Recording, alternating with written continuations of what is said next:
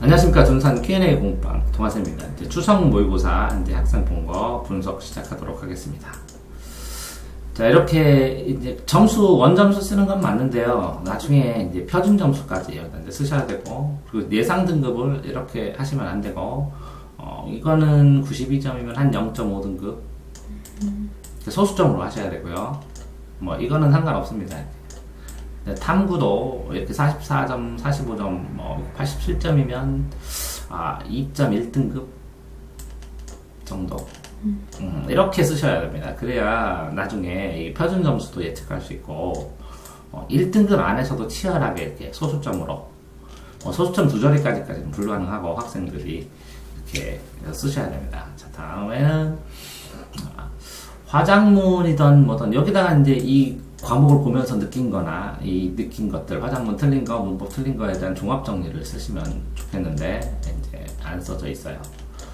어쨌든 뭐 골고루 이렇게 틀려버리면 시간이 많이 걸리죠. 당연히 이 단순 실수가 없다는 것만 하더라도 굉장히 지금 연습을 잘 하고 있다는 거고요. 수학도 이거 써줘야 되는데 몇 개 안 틀렸을 텐데 이걸 체크를 안 했네. 아마 4점짜리, 92점이면 4점짜리 2개 틀린 것 같은데. 자, 영어는 이렇게 빈칸하고 나머지니까 별 상관이 없는데 듣기가 이렇게 틀린다는 것은 이 학생이 이 발음을 저처럼 희한하게 외워서 자기가 외운 거하고 틀린 단어하고 같은 단어 눈으로 보면 아는데 해석되면 아는데 안 들린다는 거죠. 그러니까 읽기를 고정해야 되는데 이게 쉽지는 않아요. 그래서 할 수 없이 자주 쓰이는 나오는 단어라든가 주었는데 학생한테 자주 나오는 단어, 자주 나오는 문장 구조, 그 다음에 한 3회분 정도를 통째로 외워야 되고, 그 다음에 이 학생한테 이거를 읽어보라고 해가지고 영어 발음이 좋은 학생한테 어떤 발음이 문제가 되어 있는지를 지적을 받아가지고 그걸 계산하지 않으면 이 발음 자체를 못 읽으면 안 들리니까 그게 문제가 될 것 같은데, 뭐 어떨 때는 잘 들어요. 그래가지고 1등급이 혼란돼가지고 이렇게 특별히 신경 안 썼는데 나머지 시간 동안에 매일 이렇게 듣기를 시켜야 될 것 같습니다. 한지하고 이거는 법정은 작년에 안 하던 과목인데 새로 선택해서 굉장히 빨리 올라갔고요. 이거는 이것도 굉장히 빨리 올라갔습니다. 그러니까 개념 부족을 해결을 하면 나머지가 이제 자연스럽게 해결하니까. 재수생이. 네. 근데 문제는 개념 부족을 확인을 하고 자료 분석도 이것도 해결이 될 가능성이 있는데 만점을 맞느냐 안 맞느냐 라는 차이죠. 자, 국어 보기 적용을 많이 틀림. 보기를 볼 때는 이 구절별로 문장별로 다 끝나야 됩니다. 이렇게 해서 여기에 글이 써 있는 거를 이렇게 끊어서 이게 5문장이면 여기에 선지에 다 1대1로 대응이 돼서 여기에 어떤 단어랑 선지에는 어떤 단어, 제시문에 어떤 단어가 이렇게 삼각관계로 딱 일치가 됩니다. 이게 비슷한데 일치되는 걸 연습하는. 그러니까 다푼 문제 연습할 때 이게 되게 좋습니다. 이렇게 보기랑 선지 단어랑 제시문이랑 억지로라도 연결시켜보면 문제를 내는 구조를 하나를 눈을 뜰 가능성이 큽니다. 그래서 보기 있는 거는 전부 다 이렇게 연결해 볼 것. 듣기가 취약하다. 고쳐야죠. 일찍 얘기하지. 경우의 수하고 개수 세기 이렇게 나누는 거죠. 이렇게 상황을 이렇게.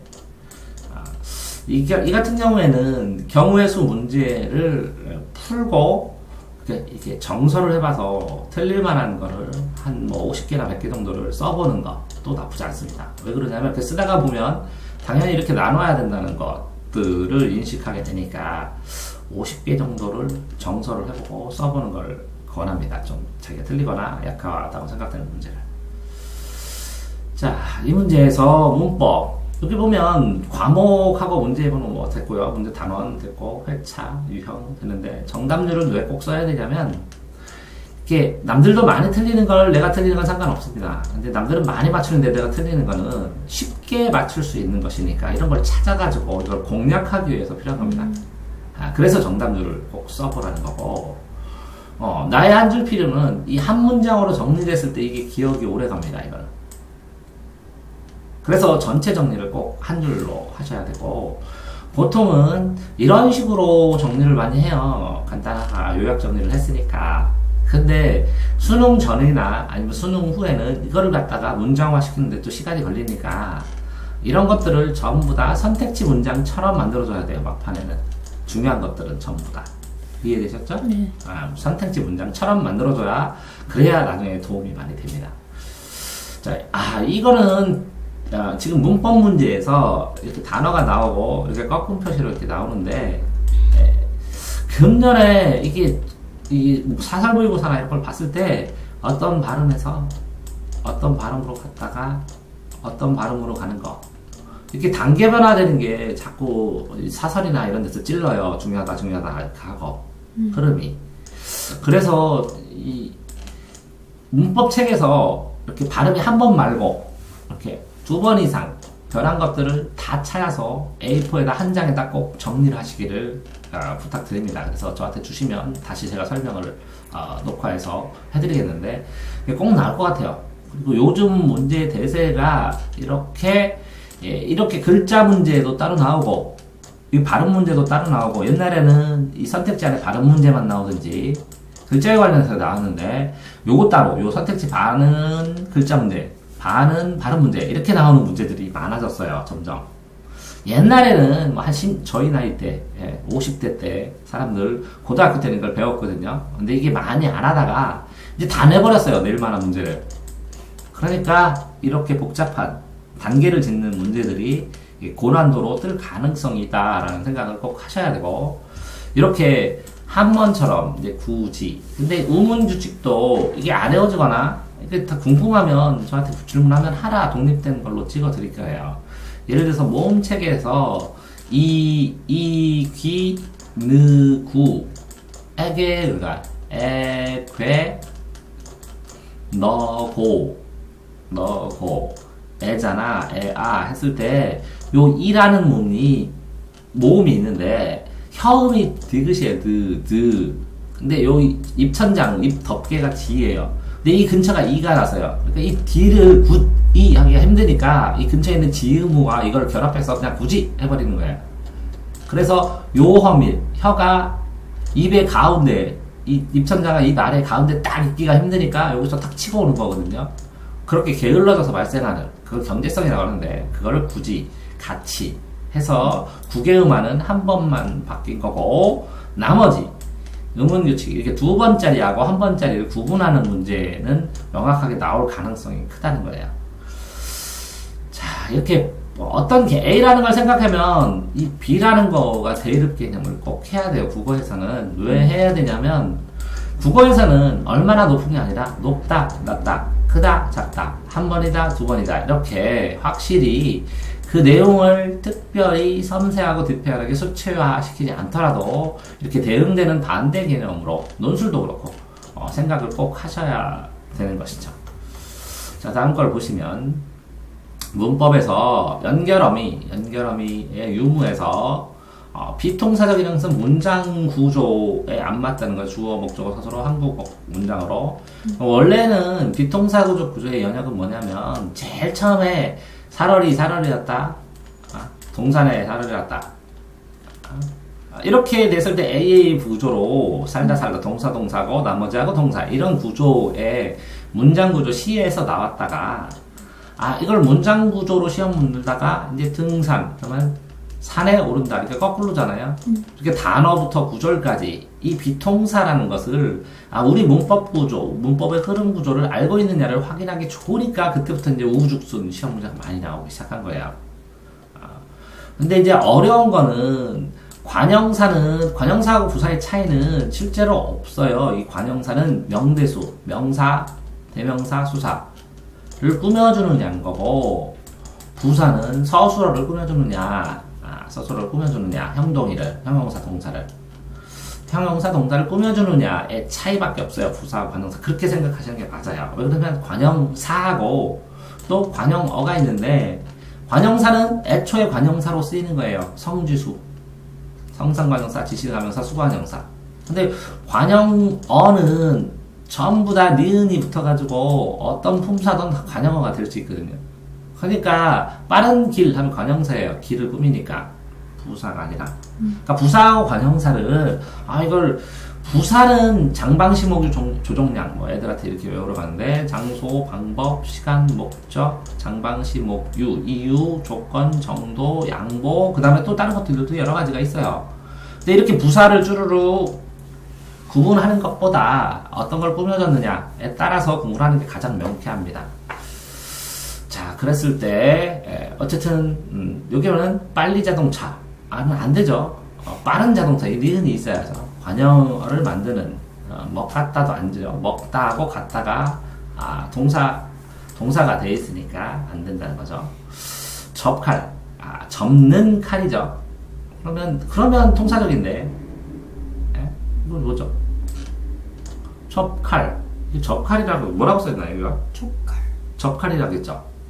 그럼 접는 칼인데 칼을 접다 이렇게 되나? 칼을 접다 그런 비통사적인데 근데 접는 칼 하면 통사적인데 그 애매하긴 한데 상대적으로 그쵸? 해석할 때 어느는 관형사다. 어느 이 뒤에가 뭐가 있느냐가 중요하다니까요. 관형사 부사의 차이는 그죠? 이렇게 쓰면 안 되죠, 진짜. 보기 다 연결 못 시켰다. 그럼 연결시키시면 되고 그런데 여기에서 이제 이 틀린 이유 어느와 부사가 아니다라고 했을 때 이 문맥장의 뜻도 부사, 장방시목, 주종량 구분하는 것도 중요하지만 뭐라고 했어요 제가? 장, 방, 그다음에 시, 도, 목, 유, 조종량. 이게 영어에서도 장소, 부사, 방법, 시간, 목적 이렇게 씁니다. 종합영어에 나온 겁니다. 그렇다 조정량, 조건, 정도, 양보, 상태 여러 가지 또 있는데 영어에서도 하도 많이 쓰니까 그거랑 같이 짬뽕해갖고 시험 풀으라고 만든 거예요. 장방시목을 조정량. 근데 관형, 어저 잘 조심해야죠. 그러니까 어떤 건 다 들어가죠. 부사랑 헷갈릴 수밖에 없죠. 혼종분 될 수밖에. 그런 상황에서 뭐라고요? 이 뒤에 무엇을 꾸미느냐를 찾아야 된다는. 그러니까 이 학생이 부사와 관형어를 명확하게 공부하는 방법을 몰랐다는 것이지 틀린 이유가 이런 건 아니라는 거죠. 그죠? 그러니까 본인은 이렇게 틀렸다고 생각하는데 여기에서 이것 때문에 틀렸어 하고 이게 찍어주기 위해서 이런 걸 분석해보고 활용해서 보는 겁니다. 자, 두 명의 산에 자, 이게 명이죠? 명사인데 이 수사가 꾸며주는 거죠. 수관형사. 산에 이거 뭐라 관형격 조사로도 쓰였죠. 의 산에. 그죠? 국어에서도. 자, 손에 조그만 보따리 하나도 들지 않은 프로코였다. 아무것도 안 들었다는 거죠. 궁핍하게 살아가는 조선인의 삶을 보여주는 것이 아니다. 그러면 이거는 인물 특성. 이게 소설인 것 같죠? 이런 내용을 봤을 때. 소설은 보세요. 이렇게 한 사람, 두 사람, 머릿속에 세 사람 이렇게 되고 요와 관련된 사람은 동그라미. 근데 이 사람과 반대되면 이렇게. 이건 사건입니다. 사건. 서로 간의 사건. 그러니까 머릿속에 이게 있어야 됩니다. 여기는 배경. 시간, 공간, 배경. 왜 그러냐면 소설의 삶에서는 주구문입니다. 주제, 구성, 문체. 사람이 죽으면 인사를 두 번 하죠. 대사 이럴 때. 그래서 인사배입니다. 인물, 사건, 배경.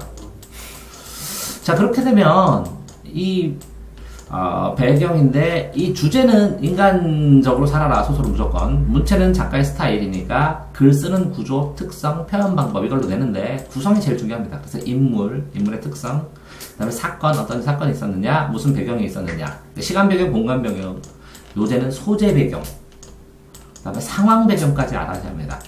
소재 배경, 시공간 배경은 당연하지만 소재 배경과 상황 배경 자체에 대해서 이제 부각해서 요새는 많이 나오고 있으니까.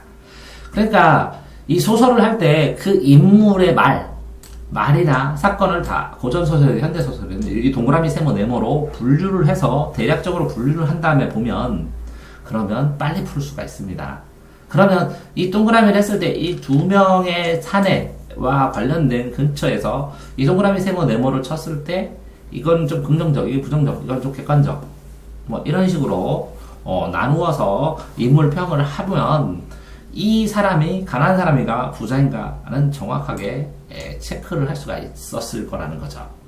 거기다가 그 방법도 한 가지고 또 하나의 방법은 이 주제 이렇게 가난하게 살아가는 궁핍하게 살아가는 조선이 있다면 이들을 괴롭히는 친일파나 아니면 가난하지 않은 사람이 있을 거니까 이 소설의 주제 자체, 흐름 자체를 떠올린다면 충분히 어디에 가난한 사람을 포커스를 맞췄느냐 아니면 이렇게 괴롭히는 놈이 나쁜 놈이라는 걸 포커스를 맞췄느냐를 본다면 또 풀 수 있는 가능성은 있었다는 것이죠.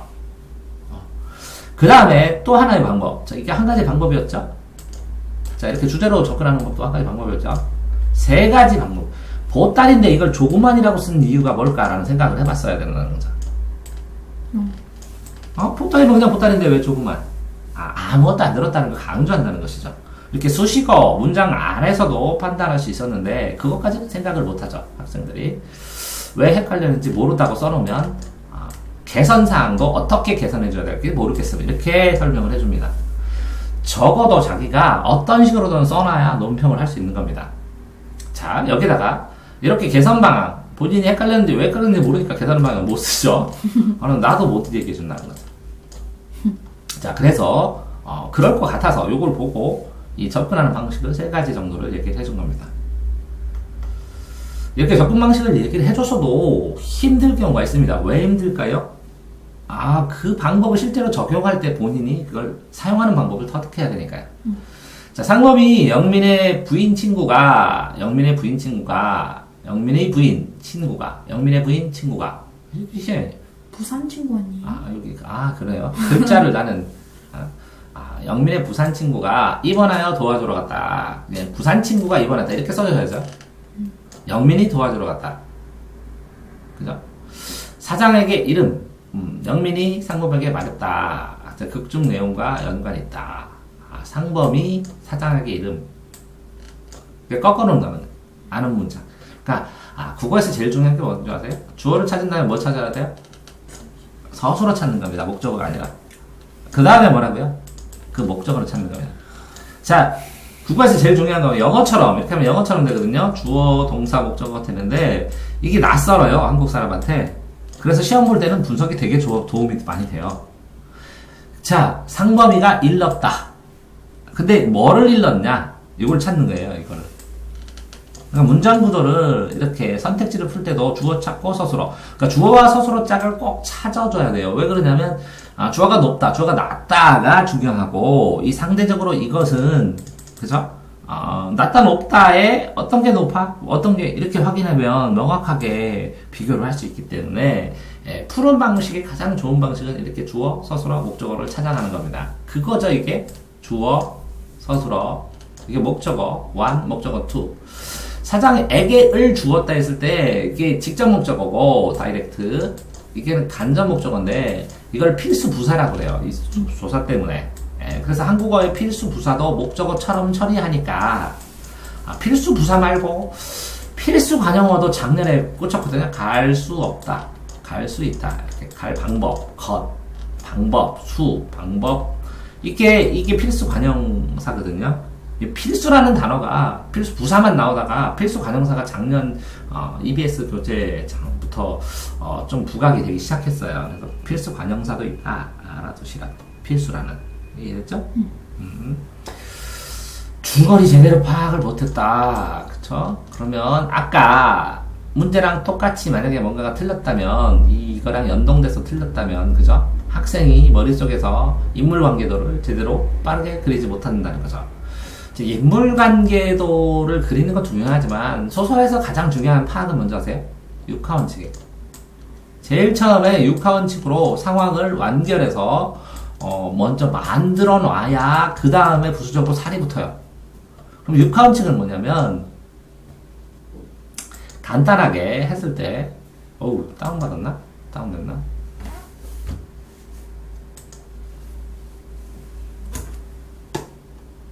되네? 근데 어디 갔지? 점이? 마우스로는 안 되나? 자, 육하원칙은 이게 이거지. 육하원칙은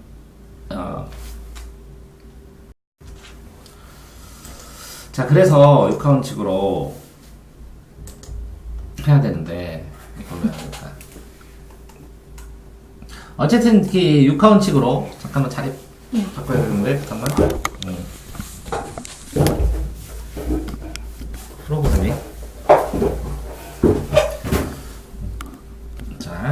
그러니까 육하원칙을 왜 해야 되냐면 글 처음에 보면 초반부에서 육하원칙을 한번 이게 손가락이랑 똑같거든. 논술도 그렇지만 하나 둘 셋 넷. 이거 5개나 났네.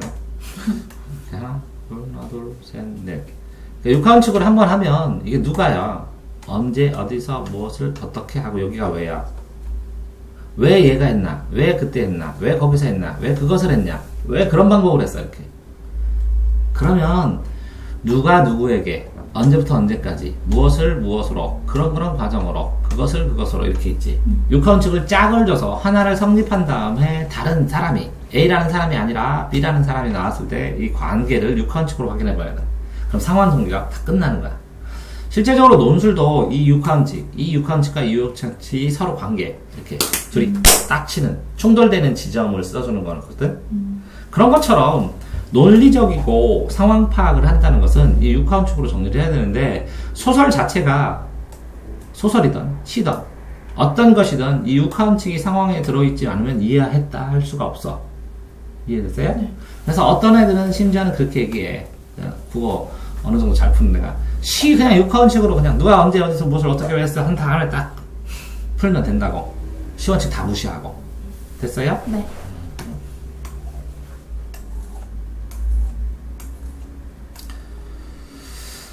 자, 여기는 무슨 문제냐. 우력, 크기 같음, 상황 반대, 알짜 힘. 그 우력 포인트, 과학이구나. 그치? 그래서 회전력이 발생한다. 그래서 옛날에 그 문이니, 예를 들어서, 여다지문에서, 논술에 그거 나왔는데, 이쪽에서 잡는 여다지문하고, 큰 빌딩 같은 경우에 가운데다 놓고 이렇게 회전하잖아. 네. 이게 왜 그러냐면, 항상 문을 열어놓으면, 여기 있는 차가운 공기가 뜨거운 공기를 위로 쫙 끌어올려서 거대한 돌풍이 일어나. 높은 벌통에서. 그러니까 이걸 항상 닫아놔서 기압을 유지하고 온도를 유지해주는 거야. 사람만 드러낼 때만 하고. 그러면 이 공기가 분할돼서 조금씩만 들어오잖아. 이해됐어요? 그런 것처럼 문에 대한 회전력에 대한 문제인데 어쨌든 이거 소재거리 2배 시간부족 생소한 개념의 일부족이다. 그림을 잘 활용하자. 그림이 있으면 당연히 그림 활용해야지. 그림이 있으면 이걸 볼 때 이게 뭘까, 그 다음에 이렇게 여는 게 뭘까, 뭐 가로가 뭘까, 세로가 뭘까 다 봐야 되는 거거든. 그래서 이렇게 나는 체크를 일부러 하는데 이 체크가 개수가 4개나 5개가 되면 선택지가 그 체크했던 거에서 딱 연결돼서 딱딱딱 맞아. 그래서 이거를 다 확인해놔를 볼 수 있거든. 그래서 그림이 나오면 그림의 특징별로 자꾸 이렇게 찍어서 보여주거든. 찍어서. 근데 이제 학생들은 눈으로 봐. 나는 이렇게 찍어 놓는데. 그래서 그림. 이게, 이렇게 2배 떨어지면 2배 커짐. 이런 정도, 이렇게.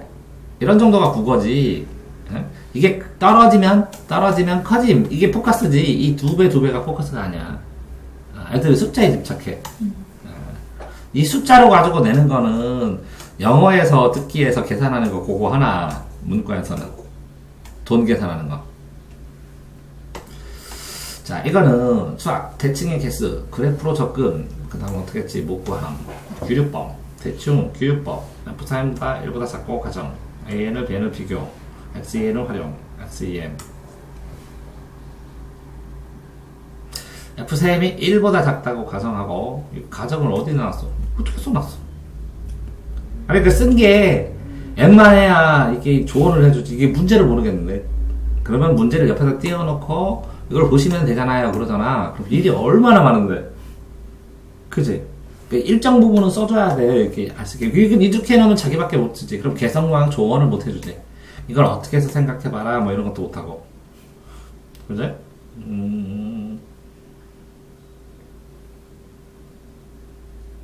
XEM. 그걸 어떻게 정상해주지? 문제 보고 이건 또 별도로 따로 해줘야 되고. 원순열에서 남자 여자 원순열 둘이야 남녀를 묶어서 2개로 하고 뽑았나 보네. 네.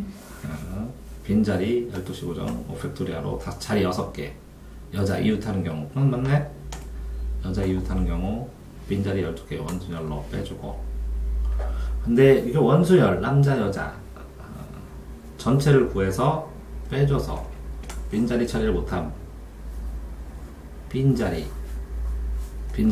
아, 6명인데 5명이라고 사람은 자리는 6개인데 그럼 나머지 하나는 사람이 앉은 것처럼 해보면 되지 않나? 차집합 기능 사용 안 했다. 자리 6개를 활용 못함. 빈자리는 1개. 근데 다 앉고 한 명이 안 앉으면 특색이 있는 거 아닌가? 그러니까 무슨 얘기냐면 그게 뭐 예를 들어서 3, 2 하면 1 하는 이거 계산 안 하잖아. 있거나 없거나 상관없는 거잖아. 그런 것처럼 빈자리가 한 자리라면 계산하는 데는 영향 없는 거 아니야? 5명으로 치면 되잖아. 빈자리 1개.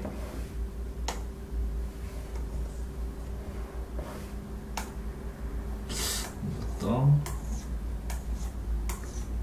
영어. 그리고 열심히도 정리했네. 내용 정리한 거네, 이거는. 소크라테스 이상, 경제적 생산 근대와 글쓰기 실적 평가, 표준화된. 그러니까 이게 해준 표례고, 이거 왜 틀렸다는 거야? 해석을 제대로 못했대. 아니, 그 제대로 어떻게 못했다는 건지를 쓰지 않으면, 이걸 하다, 이걸 몰랐다는 건가, 이 내용을, 이게 뒤로 넘어지다. 뒤로 넘어지다. 레프트가 떨어지다. 익스텐드 늘어나다. 뭐뭐 하다. 확장되다.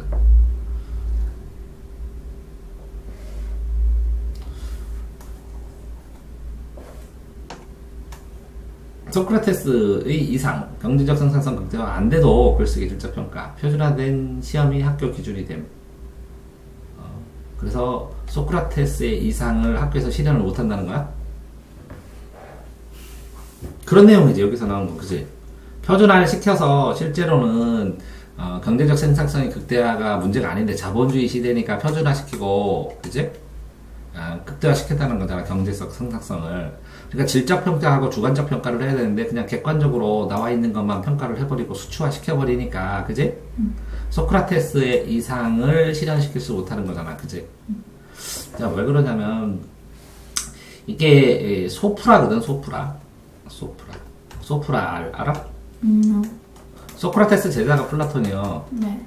소풀 뜯어먹는 아이가 알랐어.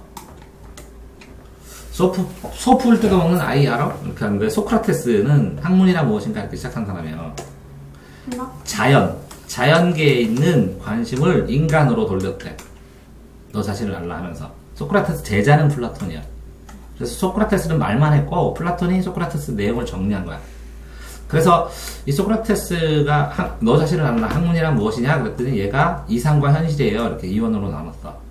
그랬더니 나중에 책을 보고 아리스토텔레스라는 사람이 배웠어. 아리스토텔레스의 제자가 알렉산드야. 합숙을 연습해서 어릴 때부터. 그래서 얘가 대제왕이 됐어. 그래서 우리 스승이 짱이야. 그래서 이것만 남겨놓고 다 박살냈어. 그래갖고 얘가 이게 서양사 학문의 비조가 된 거야. 근데 이 플라톤이 2개로 하는 걸 이걸 실질적으로 하나로 합쳤어. 그래서 이론론 이렇게 소풀 이렇게 돼요. 서양사가. 그러니까 소크라테스는 뭐를 하겠어? 질적으로 너 자신을 개인적인 무지를 자각하면서 인간, 그지? 보편성도 있지만 인간이란 건 돌렸지만 인간의 차이에 대해서 주목을 하니까 플라톤은 2개로 나뉘었지. 나뉜 거를 공통으로 묶어야 할 필요성이 있으니까 하나로 나눈 거고. 그래서 정반합시킨 거지. 어쨌든 이 정도로 하고 불확실성, 과학, 의심, 불확실성. 당연히 뭐 확실한 거, 불확실한 거를 과학은 이제 객관적으로 하니까 불확실한 거를 자꾸 의문을 제기한 거지. 그래서 의심을 하고 회의를 통해서, 철학도 그래. 확신을 주지만 과학적 불확실성 발견 안 됐다. 무슨 뜻인지. 모든 지식은 불확실해. 과학의 진정한 토대. 그래서 과학으로 지식을 만들기 시작했어. 그래도 의식을 해. 그래서 불확실성이 있어, 과학도. 근데 아직 과학에서 불확실성이 있으면 발견했다고 못한다는 거지. 확신은 주지만 과학적 불확실성이 있으면, 그치? 그러면 의심한다는 거지. 그래서 자명한 것이 생각하는 나밖에 없다. 이렇게 해서 출발점을 뭐 이렇게 놓은 거고. 주어 서술어 관계 파악이 안 됐다. 지식 불확실하다. 의심 불확실성을 발견한다. 지식은 불확실하다. 이때 배경 지식도 굉장히 많이 중요해. 그래서 보면 애들 이렇게 풀다가 보면. 근데 이제 수능은 잘 생각해야 돼. 수능은 이렇게 이만큼의 내용을 고등학교에서 배우면 요거를 통해서 알 수 있는 시험 요렇게 돼. 그래서 요거를 통해서 요거를 읽어내게 돼. 그래서 수학 이거를 배웠는데 대학에서 그러면 대학은 어떻게 돼 있는 거냐면 대학은 이렇게 돼 있는 거거든. 이렇게 교차점인 수학 능력을 평가하는 거야. 그래가지고 조금 낯설게 써줘. 근데 그 전에 배웠던 걸로 이거를 그냥 이따가 보면 다 써주니까 낯설기 때문에 다 써줘. 정의도 다 해주고. 그래서 이게 써주니까 이걸 보고 평가를 하는 거야. 글자 그대로. 그런데 사설 모의고사는 이렇게 있으면 요렇게 개발을 하려고 하잖아. 요 부분을 돈이 많이 들어. 그래서 창의성도 있어야 돼.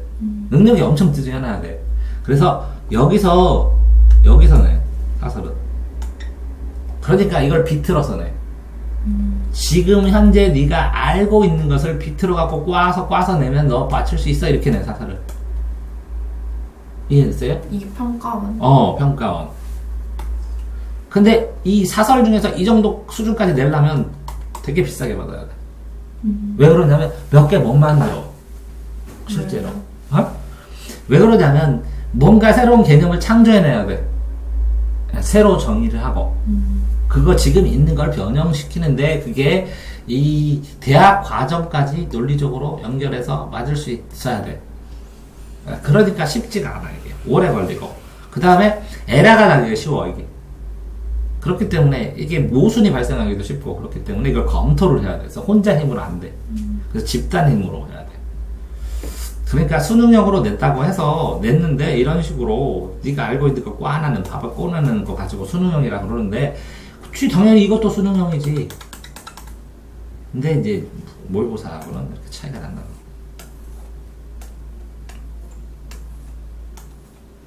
자 이거는 뭐냐 전력, 한지, 수도권 인구이동. 그러면 밤하고 나면 이게 도심에서 살다가 다 출퇴근한다는 거지 밖으로. 네. 그거 쓸 거고. 그럼 전력 사용량이 낮에는 피크로 올라갔다가 떨어질 수밖에 없어 사무심으로, 그치? 원자력, 어디 있는지는 다 해야지. 이거 외워야 되는데. 왜? 이게 문제가 내갖고 시험 문제 나올 것 같은데. 왜 그러냐면 지금 원자력 없애고 뭐하고 이런 것 때문에. 원자력 위치, 지역 제대로 다 알아야 되고 서울, 인가, 교외로 나가지 당연히. 경기도는 인구는 들어오지. 인천, 경기보다 인구 위협이 적지. 인천은 경기보다는 당연하지. 왜냐면 여기 포하고 이것도 거의 포화 상태고 여기만 조금 비어있지 외곽에. 당연한데 이걸 왜 암기해야 되지? 이게 먼저 암기, 선암기를 한 다음에 혼자 되새김질을 하면서 언제? 11월 전에 한 달 정도 포커스가 되는 데는 재서기를 하면서 이유를 물어보면 다 설명해 줄 수 있거든. 근데 이유를 물어본 다음에 암기를 해야 되는데 암기 안 돼. 알았다고 착각을 해서. 그래서 어떤 거는 선암기 해야 되는 게 있고 어떤 건 선이유야. 근데 이런 거 같은 경우는 이유를 알아야 돼. 이해. 탐구는 이해부터 해야 돼. 그럼 3등급이야. 2등급. 암기해야 1등급. 그 안에서 판단. 1등급에서 0.5등급은 이유를 알아야 돼. 만점이다. 자, 암기를 했잖아. 이해를 하기 시작하면, 이유를 가지고 이해를 하기 시작하면 암기가 오래가. 그래서 부담이 적은 거야. 그러니까 이게 고난도 공부야, 이게. 그만큼. 됐어요? 네. 어쨌든 보면서 울진 삼척, 강원도. 여기 공비가 왔었거든 옛날에. 울진 삼척으로 공비가. 강원도가 왜 그러냐면 여기 이렇게 있으면 강릉이잖아. 여기서 잠수함하면서 울진 삼척 공비. 서울 전출 높고 경기도 전입. 나가는 게 많지. 살기가 힘드니까. 무슨 얘기냐면 여기서 월세나 이런 거 살다가 월세 들어와. 그러면 신고 안 해. 여기 주소가 여기야. 그치? 근데 여기서 살다가 집값이 비싸지니까 집주인은 따로 있고 나가 경기도 외곽으로. 그래서 여기서 출퇴근해. 그래서 전출이 많아지는 거야. 이해됐지? 아, 너 한국식이 아니야? 네. 아, 그럼 또 상관없네. 경기도는 이 외곽에 이제 개발되잖아. 그러니까 뭘 잃은 거야? 출퇴근 가능한 시간으로. 출퇴근 뭐 2시간 하고 이런 사람들도 많더라고. 그러니까 지역 처리라는 거야. 왜냐면 인천부터 이렇게 오잖아. 여기 경기도 여기 사람들이 다 서울로 지하철 타고 가는 거야. 장난 아니잖아. 그지? 다 끝난 거지? 법정도 있지 않았어요? 10일? 한 장 더 있나? 그랬네. 자, 민법은 뭐가 있냐면 총칙이 있어, 총칙. 권리 의무에 대해서 만들어줘. 말하고 이렇게 하는 권리 의무. 일반론. 그 다음에 물권법이 있는데, 물권법 있고, 채권법이 있어. 물권법은 동산과 부동산, 물건에 대해서 나누고, 채권은 계약에 대해서 나눠. 그 다음에 가족법이 있어, 가족법, 신분법. 그래서 민법. 그죠? 그 다음에 불법 행위하고 위법 행위가 있어. 법을 위반하는 거. 불법하면 법을 어기는 건데, 이건 위법 행위하고, 그러니까 불법. 법을 이건 잘못한 거고, 이것도 위반하는 거 맞는데, 민법, 이거 뭘 쓴 거지, 불법? 자, 다음, 손해배상 청구권. 760조인가? 민법 기억하기엔 760조인가? 손해배상. 배상이 있고 보상이 있어. 보상은 정부에서 적절하게 하는데 돈을 대가로 주는 게 보상이야. 근데 배상은 잘못하는 거를 해주는 거야. 민사 책임으로. 형사 책임과 다르게. 민사에서는 재물에 대한 돈 얘기만 하는 거야. 근데 고의하고 과실이 있어. 고의는 법이 참 신기하는 게 고의는 아는 거야. 알면 고의야. 알고 하면. 그 다음에 고의가 아니고 모르고 했어. 모르고. 그럼 과실이야. 이게 처벌 나쁘게 받아. 고의로 그랬다고. 이거는 조금 용서해. 과실. 근데 과실, 재물 손괴죄 이런 건 없어. 실수로 깼다. 그러면 안 물어줘도 되는데 고의로 깰 때. 범죄 구성 요건이 성립하지 않는다. 그럼 구성 요건은 뭐냐면 범죄가 성립되려면 이 범죄 주체가 있는데 부체가. 예를 들어 사기죄라고 그러면 이거 사기 아이들이 그래. 사기죄는 속일 의사가 있어야 돼. 그 다음에 금전적인 이득, 속이는 행위가 있어야 돼. 그 다음에 금전적인 이득을 얻어야 돼. 금전적인 이득을 안 얻잖아? 그럼 사기죄가 안 돼. 불법 아님. 그런데 봐봐. 법을 위반한 것 같아. 근데 범죄 구성 요건, 요거, 금전적인 이득이 없다. 그럼 사기죄 자체는 안 된다고. 도덕적으로 비난을 받아도. 이해됐어요? 불법이 아님. 예상. 또 이건 뭐야? 저당권은, 어떤 물건이 있으면 이게 저당권 하면서 물권의 일종인데 이게 집이 있으면 이 집을 저당받는다고 여기 써줘. 이게 부동산 같은 경우에는 값을 해가지고 이 부동산 이 특징을 기록해 법원에다가 비싸니까 여기다 저당을 잡아. 은행에다 저당을 잡든지 저당을 잡으면 그럼 돈을 빌리거나 그러지. 이런 권리가 있는 거야 이거를. 그러니까 판매를 못해 이거를. 내가 판매를 하려면 이 사람이 나중에 배당을 해주든지. 차용증과 이거는 빌리는 돈이고 저당권은 권리의 하나야. 권리. 저당권과 차용증을 뭐 구분 못하면 법정 아직 한참 더 해야 되네. 차용증은 증거만 돼 나중에. 증거의 일종으로. 이거를 거의 법률과 같은, 그러니까 완전히 판결과 같은 증거가 되려면 이걸 변호사 앞에 가서 공증을 받아야 돼. 객관적으로 돈 주고. 아니면 그냥 증거일 뿐이야. 그런데 이걸 인정하기도 하고 인정 안 하기도 해. 상황에 따라서. 왜? 위조도 가능하고 막 그러니까. 근데 이 저당권 설정은 등기로 해. 등기부 등본 띠로 법원에 가면 뛸 수 있거든. 그러면 이게 저당권 설정을 해. 그죠? 네. 수고하셨습니다.